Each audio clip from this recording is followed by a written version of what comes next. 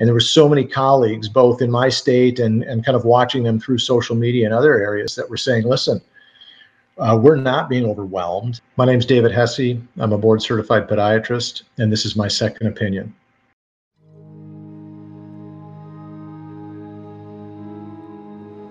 I've been trying to stay as informed with this as possible, and listening to the same voices that are out there from the same sources, whether it's been national news, the CDC, the WHO, and the messages that we're getting kind of as time went on were less consistent with what we were seeing on the ground here.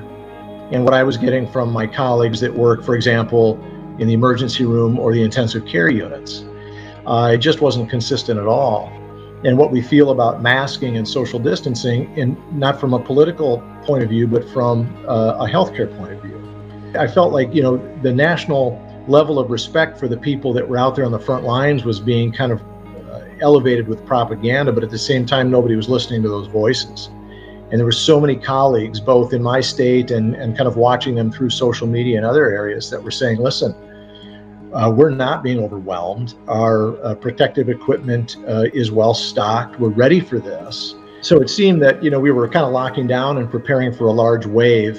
And when those waves never came and our hospitals were underwhelmed, it seemed like the national voices had to kind of eventually conform towards that and realize that those things weren't happening all over the country. And it seems like it's starting to jive a little bit more with what we've actually been seeing on the front lines in our communities, where we're still seeing patients in essential clinics and essential hospitals. We're just seeing significantly fewer.